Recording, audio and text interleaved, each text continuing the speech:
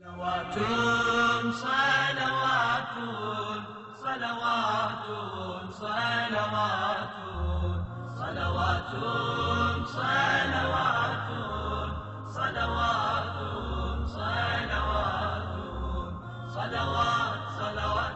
لوگ امام کاظم کو زاہد، عابد اور پرہیزگار کی حیثیت سے جانتے تھے، یہاں تک کہ آپ کے جانی دشمن بھی آپ کی ان صفات کا اعتراف کرتے تھے، اور مامون اس کے والد ہارون رشید سے، جس نے بہت زیادہ تعداد میں شیعوں کو اور امام کاظم علیہ السلام کو شہید کیا، اس واقعے کو نقل کرتا ہے۔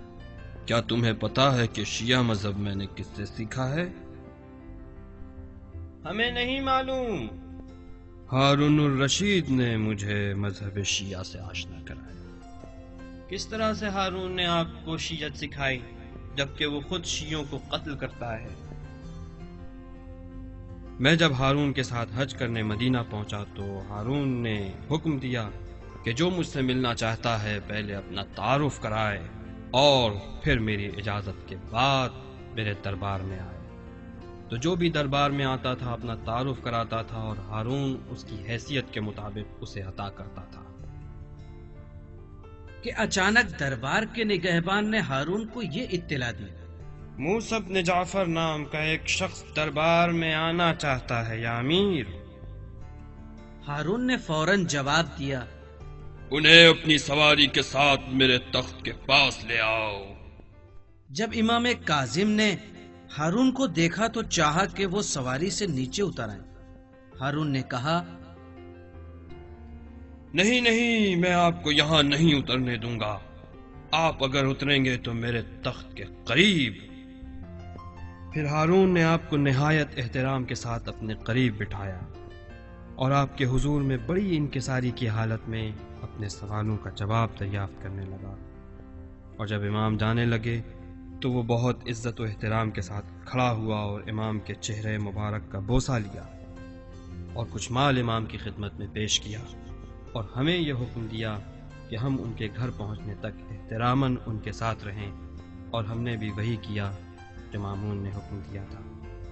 میں نے جب دیکھا کہ ہارون نے اس شخص کی اس قدر عزت اور توقیر کی تو مجھے بہت تعجب ہوا، اور میں نے ہارون سے سوال کیا، یا امیر المومنین، یہ کون ہے جس کے ساتھ آپ اتنی عزت کے ساتھ پیش آ رہے ہیں؟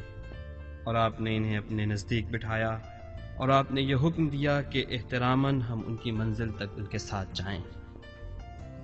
کیا آپ لوگوں کے امام اور زمین پر خلیفہ خدا نہیں ہیں؟ میں تلوار کی زور پر زبردستی لوگوں کا امام ہوں، لیکن موسیٰ بن جعفر امام حق ہیں، اور وہ حقیقت میں رسول خدا کے جانشین ہیں، اور انہیں تمام انسانوں پر برتری اور فضیلت حاصل ہے، اور وہی خلیفہ برحق ہے۔ پدر بزرگوار، پھر آپ خلافت انہیں ہی کیوں نہیں سونپ دیتے؟